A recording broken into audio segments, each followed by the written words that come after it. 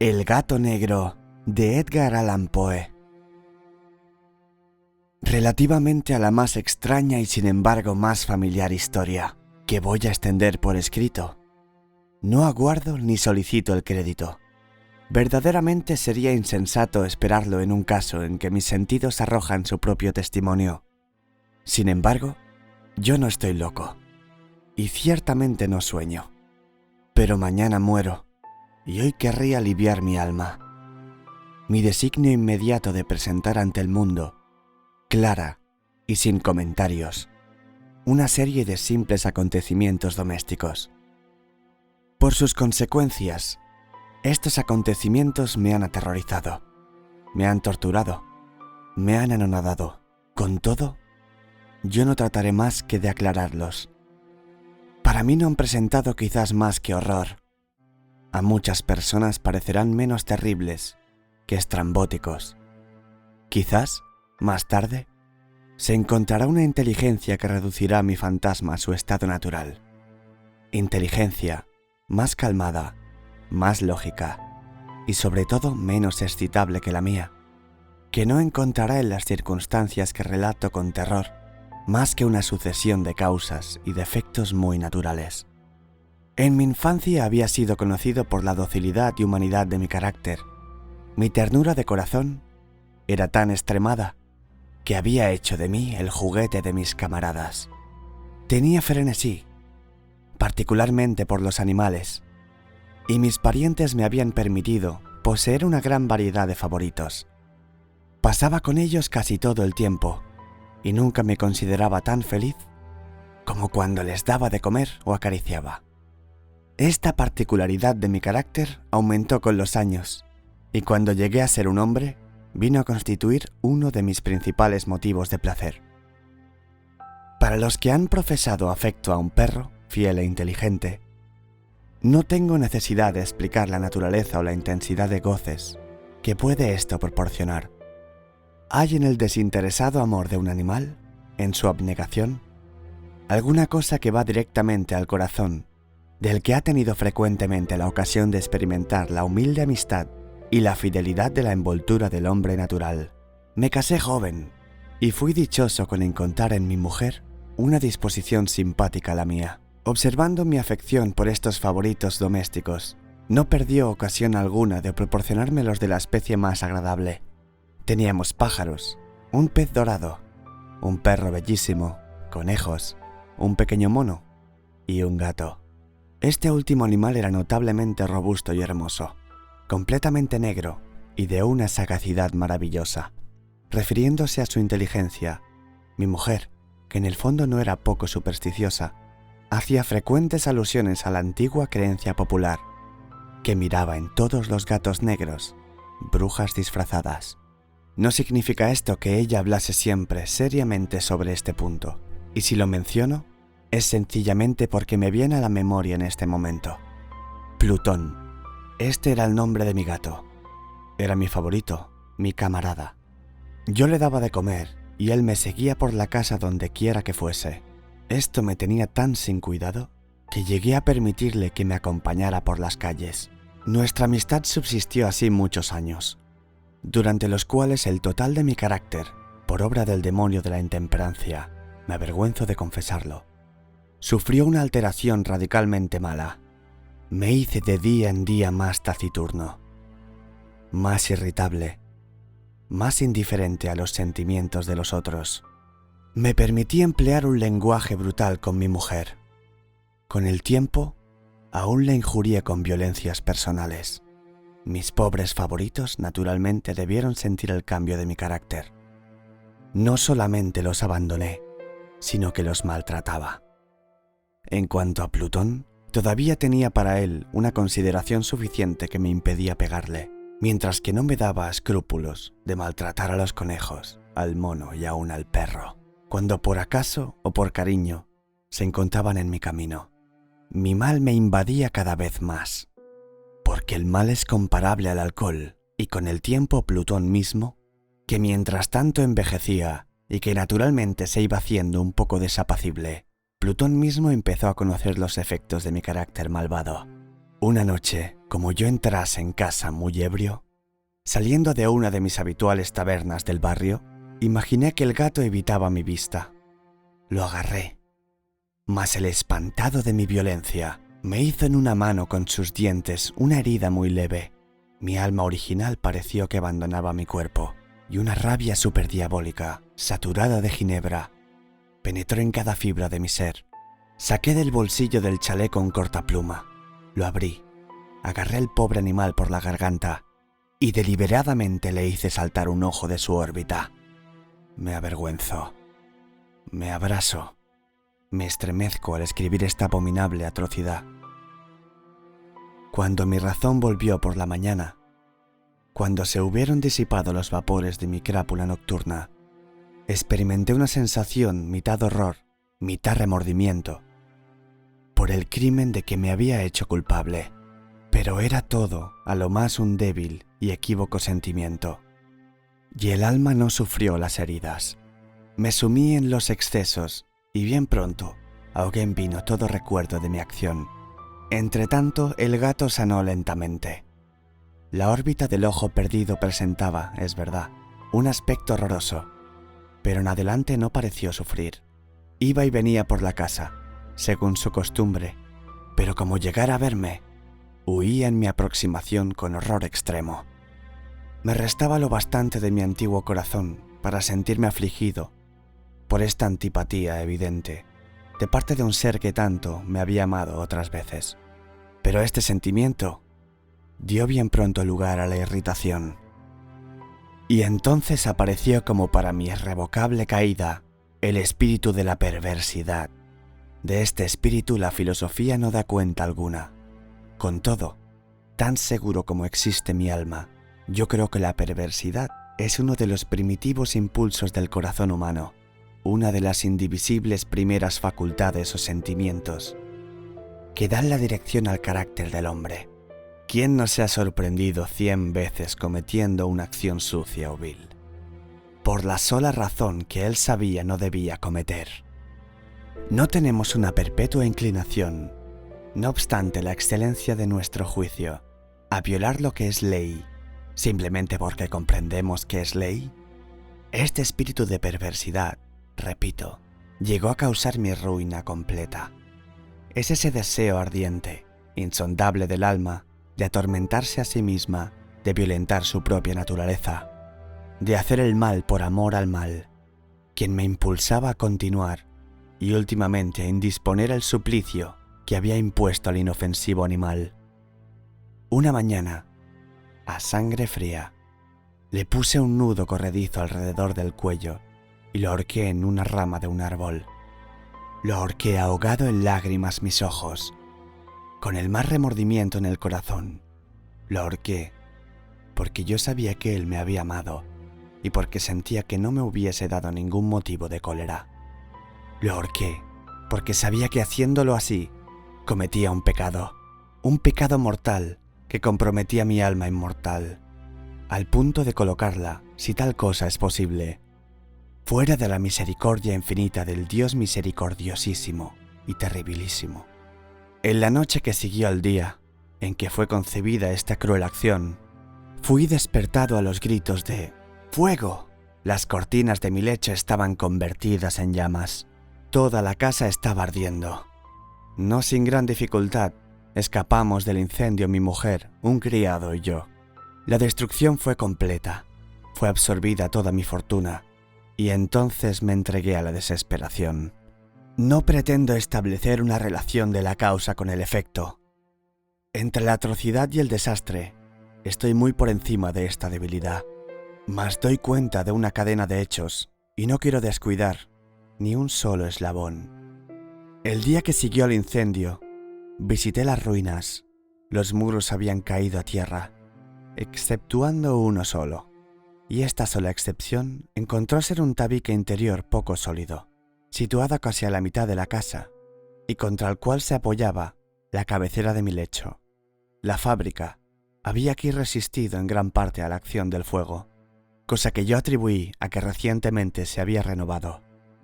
Alrededor de este muro, una multitud estaba apiñada, y muchas personas parecían examinar una porción particular con minuciosa y viva atención. Las palabras extraño, singular y otras expresiones semejantes excitaron mi curiosidad. Me aproximé y vi semejante a un bajo relieve, esculpido sobre blanca superficie, la figura de un gato gigantesco. La imagen estaba copiada con una exactitud verdaderamente maravillosa. Había una cuerda alrededor del cuello del animal. Enseguida de ver esta aparición, porque yo no podía menos de considerar esto como una aparición, mi asombro y mi temor fueron extraordinarios, pero al fin la reflexión vino en mi ayuda. Recordé que el gato había sido ahorcado en un jardín adyacente a la casa. A los gritos de alarma, el jardín habría sido inmediatamente invadido por la multitud, y el animal debió haber sido descolgado del árbol por alguno y arrojado en mi cuarto a través de una ventana abierta. Esto, sin duda, había sido hecho con el fin de despertarme. La caída de los otros muros había comprimido a la víctima de mi crueldad, con el yeso recientemente extendido. La cal de este muro, combinada con las llamas y el amoníaco del cadáver, habrían obrado la imagen tal cual yo la veía, aunque yo satisface así mi razón, prontamente, sino tan rápidamente a mi conciencia, relativamente al suceso sorprendente que acabo de contar. Obró sobre mi imaginación una impresión profunda. Durante muchos meses no pude desembarazarme de la sombra del gato, y durante este periodo envolvió a mi alma un sentimiento, que parecía ser, pero que no era, el remordimiento mismo. Llegué hasta llorar la pérdida del animal, y buscar alrededor mío, en los tugurios miserables, que en tanto frecuentaba habitualmente, otro favorito de la misma especie, y de una figura parecida, que le supliera. Una noche, como estuviese sentado medio aturdido, en una tasca más que infame, fue repentinamente atraída mi atención hacia un objeto negro que reposaba en lo alto de uno de sus inmensos toneles de gin o ron, que componían el principal mueblaje de la sala. Hacía algunos momentos que miraba lo alto de este tonel, y lo que me sorprendía era no haber notado desde luego el objeto colocado encima. Hacía algunos momentos que miraba a lo alto de ese tonel, y lo que me sorprendía era no haber notado desde luego el objeto colocado encima. Me aproximé, tocándole con la mano. Era un gato negro. Un enorme gato, al menos tan grande como Plutón, igual a él en todo, excepto en una cosa. Plutón no tenía ni un pelo blanco en todo el cuerpo, al par que éste tenía una salpicadura larga y blanca, mas de una forma indecisa, que le cubría casi toda la región del pecho. Apenas le hube tocado cuando se levantó súbitamente, prorrumpió en ronca y continuada carretilla, se frotó contra mi mano y pareció encantado de mi atención. Era, pues, el verdadero animal que yo buscaba. Enseguida propuse al dueño de la tasca comprarlo, pero este no se dio por entendido. No le conocía, no le había visto nunca, hasta aquel momento. Continué mis caricias, y cuando me preparaba a volver a mi casa, el animal se mostró dispuesto a acompañarme. Permitíle hacerlo, bajándome de cuando en cuando, y acariciándole al ir andando. Cuando llegó a mi casa, se encontró como en la suya, y llegó a ser enseguida gran amigo de mi mujer. Por mi parte, bien pronto sentí nacer la antipatía contra él. Era casualmente lo contrario que yo había esperado. Pero no sé ni cómo ni por qué sucedió esto. Su evidente ternura me disgustaba, fatigándome casi. Lentamente estos sentimientos de disgusto y fastidio llegaron hasta la amargura del odio. Evitaba su presencia y una especie de sensación de vergüenza y el recuerdo de mi primer acto de crueldad me impidieron maltratarle. Durante algunas semanas me abstuve de pegar al gato o golpearle violentamente. Llegué a tomarle un indecible horror y a huir silenciosamente de su odiosa presencia, como de la peste. Lo que aumentó, sin duda, mi odio contra el animal fue el descubrimiento que hice en la mañana después de haberlo traído a casa, que como Plutón Él también había sido privado de uno de sus ojos.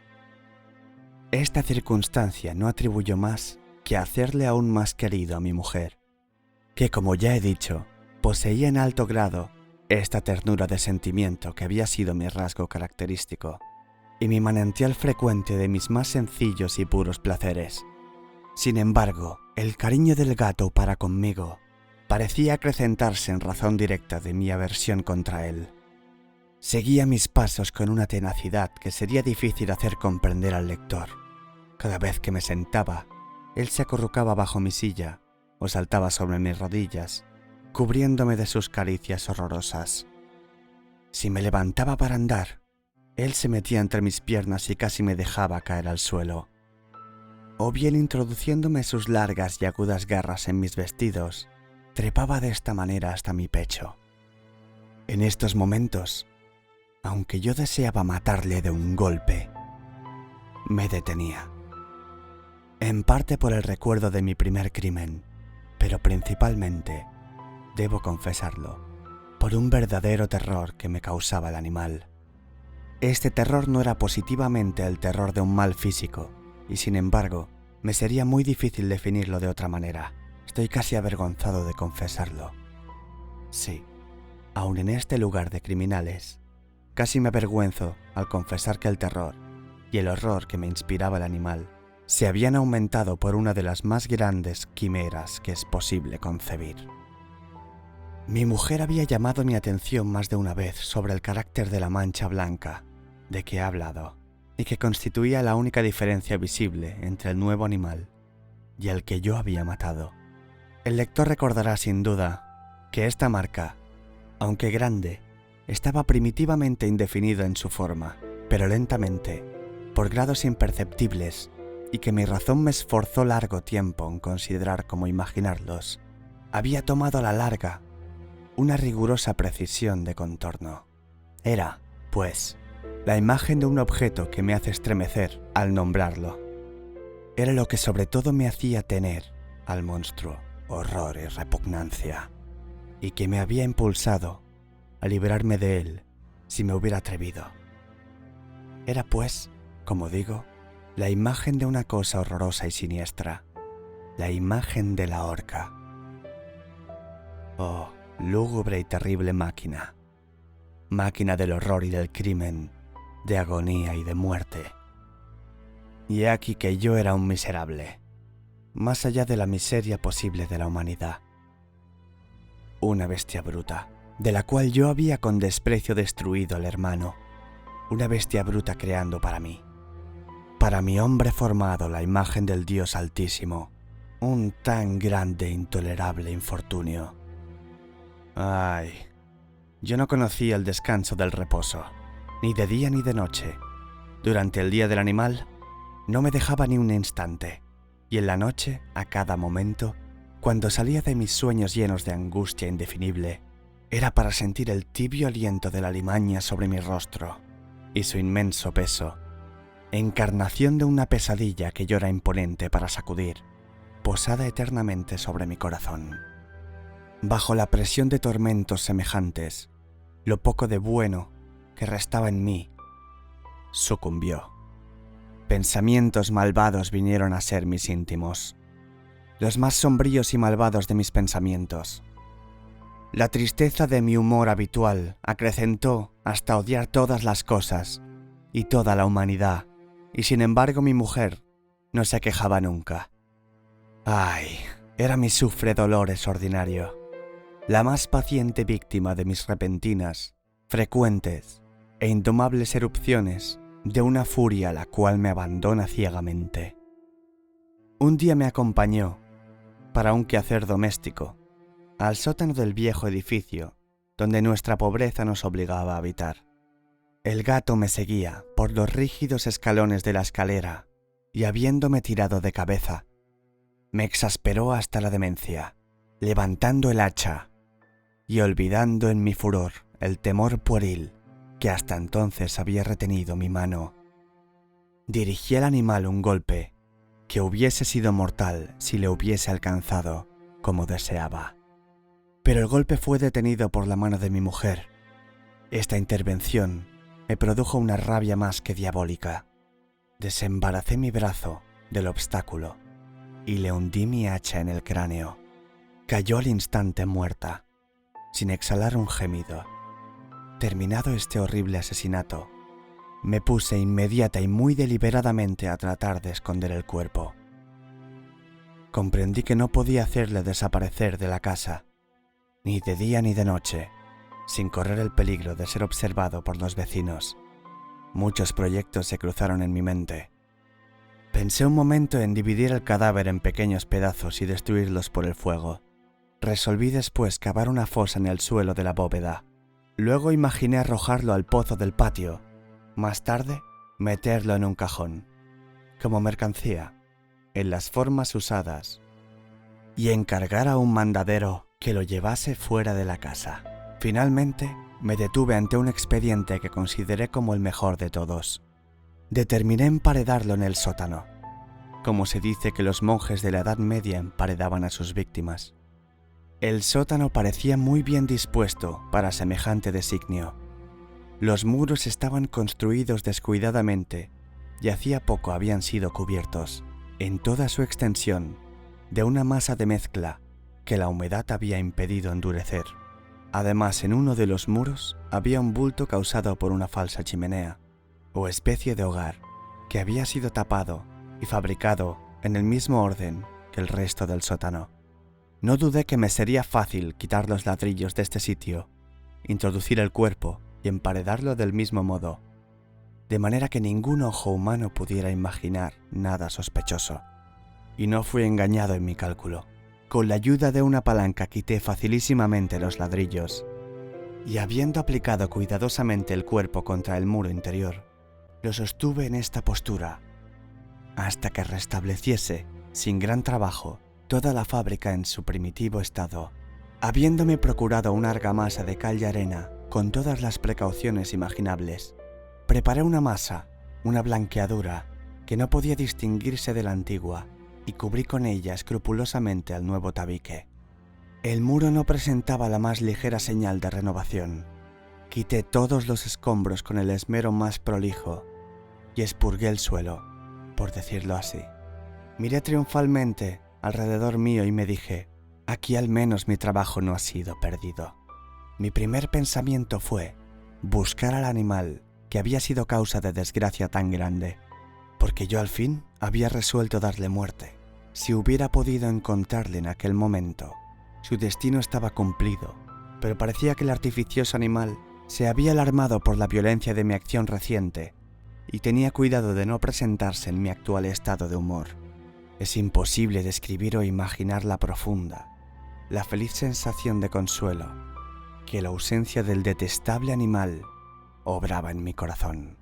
No se presentó en toda la noche. Y así esta fue la primera buena noche, desde su entrada en la casa, en que yo dormí tranquila y profundamente. Sí, dormí como un bienaventurado, con el peso del crimen sobre el alma. Pasaron el segundo y el tercer día, y sin embargo no vino mi verdugo. Una vez más respiré como hombre libre. El monstruo en su terror había abandonado para siempre aquellos lugares. No le volví a ver. Mi dicha era suprema. La criminalidad de mi tenebrosa acción no me inquietaba mucho. Se había abierto una especie de sumaria, la cual se había dado enseguida por satisfecha. Una indagación se había ordenado también, pero naturalmente nada podía descubrirse. Al cuarto día después del asesinato, una porción de agentes de policía se presentaron inopinadamente en la casa y se procedió de nuevo a una exquisita investigación de lugares. Confiando, sin embargo, en la impenetrabilidad del escondrijo, no experimenté ninguna turbación. Los oficiales me hicieron acompañarles en la pesquisa. No dejaron de ver ni un rincón, ni un ángulo. Por fin, por tercera o cuarta vez, bajaron al sótano. Mi corazón palpitaba pacíficamente, como el de un hombre que duerme en la inocencia. Recorrí de punta a punta el sótano, crucé mis brazos sobre mi pecho, me paseé descuidadamente de un lado para otro. La justicia estaba plenamente satisfecha y se preparaba a marchar. La alegría de mi corazón era demasiado fuerte para ser reprimida. Me quemaba el deseo de decir una palabra, solo una palabra en señal de triunfo, y hacer duplicadamente palpable la convicción acerca de mi inocencia. «Caballeros», dije al fin cuando la gente subía la escalera, «estoy satisfecho por haber desvanecido vuestras sospechas. Os deseo a todos buena salud y un poco más de cortesanía. Sea dicho de paso, caballeros, ved aquí una casa singularmente bien construida».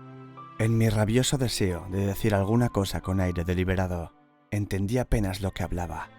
«Yo puedo asegurar que esta es una casa admirablemente construida. ¿Vais a marcharos, caballeros? Estos muros están fabricados sólidamente, y aquí, por una fanfarronada frenética, golpeé fuertemente con un bastón que tenía en la mano, justamente sobre la pared del tabique, detrás del cual estaba el cadáver de la esposa de mi corazón. Ah, que el menos Dios me proteja y me libre de las garras del archidemonio. Apenas el eco de mis golpes turbaron el silencio, cuando una voz me respondió del fondo de la tumba, un lamento primero, velado y entrecortado como el sollozo de un niño.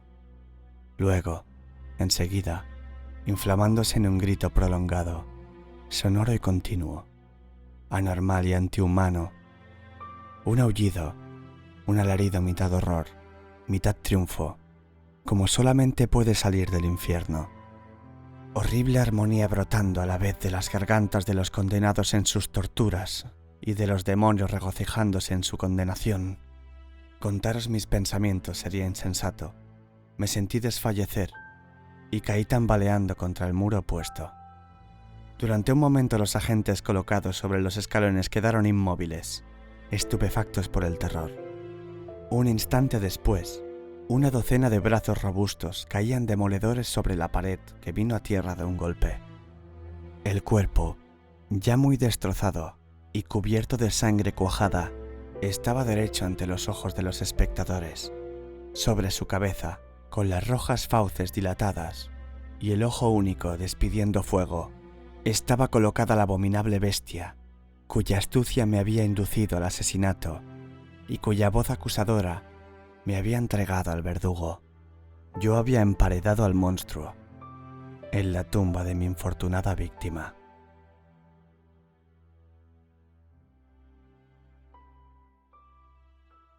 Fin.